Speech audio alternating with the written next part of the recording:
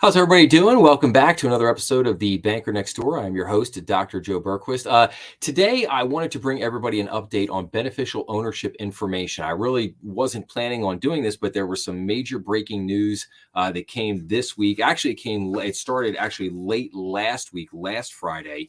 That came out, and basically what happened in a surprise decision Friday night, a federal district court ruled that the Corporate Transparency Act, the CTA, is unconstitutional. What I claimed in my video, effectively placing the beneficial ownership information, or BOI, reporting on hold. By way of background, the CTA was enacted on January 1st, 2021 as part of the 2021 National Defense Authorization Act as an attempt to prevent money laundering and tax evasion by requiring new reporting for certain companies doing business in the U.S. In 2022, the National Small Business Association, an Ohio nonprofit corporation, sued the U.S. Treasury Department, alleging the mandatory disclosure requirements exceed Congress's authority under Article 1 of the Constitution and violate the First, Fourth, Fifth, Ninth, and 10th Amendments. So, in Friday's decision, the district court judge, Lyle C. Burke, ruled that the CTA is an unconstitutional exercise of Congress's enumerated powers and granted the plaintiff's motion for summary judgment, with a final judgment expected to follow. For the time being, the court's decision leaves the CTA and BOI landscape in limbo, as there is almost certainly going to be further developments in this case. So stay tuned for further developments. So a few days later, FinCEN, the organization that is implementing the BOI, and so FinCEN is a federal regulator that's it's run out of the United States Treasury. So FinCEN released this press release, and FinCEN has issued a press release confirming that it is taking the position that only those in the case are affected. If you are not a member of the NSBA as of 3/1/24, according to FinCEN, you have to file and comply with the CTA. The only people affected right now are newly formed entities, and considering the penalties for noncompliance, they should probably file. I realize that most of us are not forming new entities, but if a client, and this is just comments, this is extra comments, but if a client says, so basically the thought there, so FinCEN, in a certain respect, is kind of ignoring this ruling. They're basically saying that, like, yeah, unless you're a member of the NSBA, the National Small Business Association, that basically you still need to go and file and you need to comply. Now, I would agree with the comments that I just said that, if you're forming a brand new entity this year in 2024, you probably should go file. That way you're just, you want to make sure you're not subject to these penalties or whatever.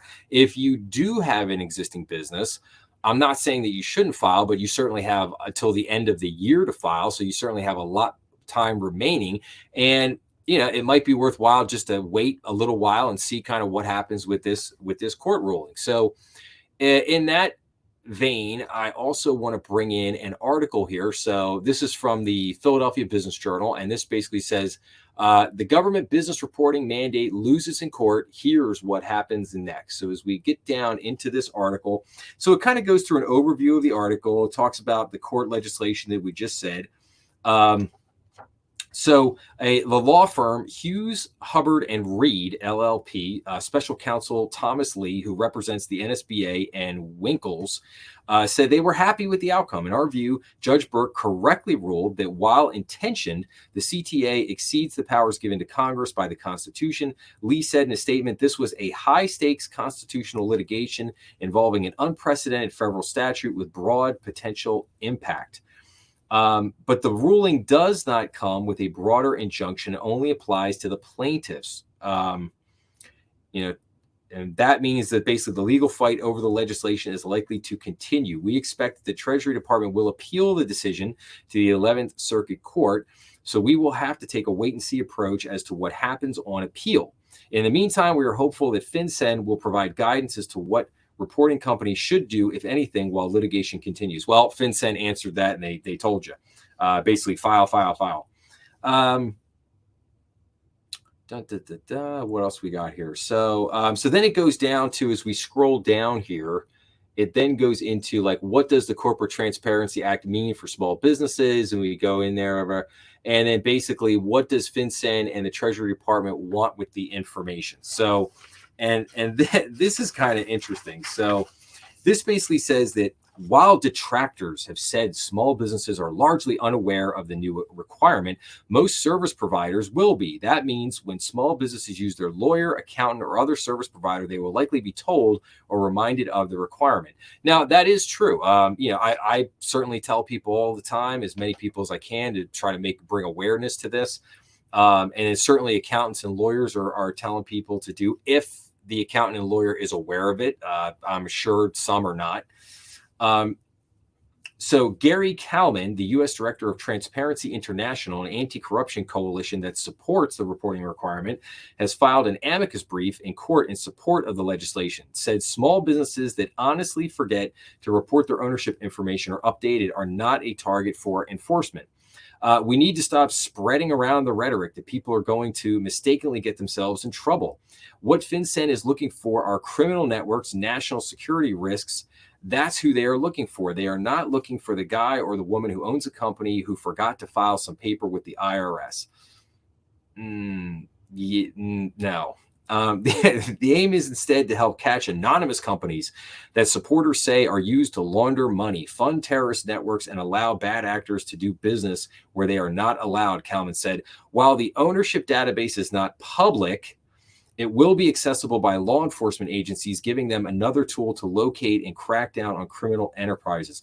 No, it's actually going to be available to pretty much anybody that wants to get their hands on it. Any country around the world can pay to get in access to it and get your information. Any law enforcement. Here's the problem: any law enforcement agency, anyone in the government can go get this information. Anyone. That's the part of the problem. And the fact that you have these foreign actors that can go get into this information, that's a major problem. Before the law was passed, people could get companies registered with an agent without disclosing who ultimately owns the company. No. Now someone has to put a name down as the owner, providing at least a lead or links for law enforcement to follow. I just, again, this is hogwash. No, you have a right to privacy. This is why they said that this violated, let's go through it. It violated the 1st, 4th, 5th, 9th, and 10th Amendments. Thank you. You have a right to privacy, even as a business owner. And this idea that, companies are just out there registering and nobody knows who owns them, whatever. No, if you are a non-public company, if you're a private business, you can be in business. You don't have to state publicly who the owners of that business are. You have a right to privacy. However, does that mean that you hide from the government and you don't register with the government? No, you file tax returns for these entities every year. You have corporate documents.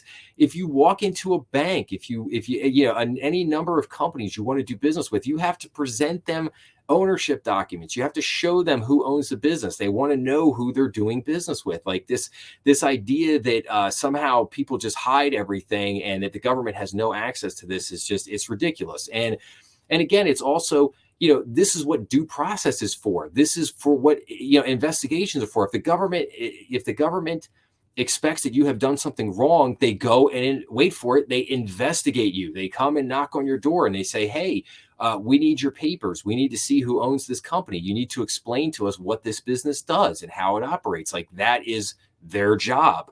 This is, again, I said this from the beginning, this is ridiculous. This is overreach by the government. This is a blatant violation of multiple amendments in the Constitution. And I hope, I keep my fingers crossed. I really do hope that the court, strikes this down, because I'm not in favor of this thing. I never have been from the beginning. So, that being said, that's just my update on BOI. I am putting a link to the original episode I did on BOI so that if you want more background on this, if you want to learn more about it and what the deal is, you can certainly click on that episode and go watch and get those details for you. And I will certainly keep my eye on this and bring people more updates as they come along. So with that being said, if you like this episode, please make sure to like, subscribe, and share. That always helps the channel. Please make sure to follow us on YouTube, Rumble, and all major podcast platforms. Leave your comments below if you have any. I always enjoy getting back to people on this thing. And I will see everybody again real soon. Thanks a lot.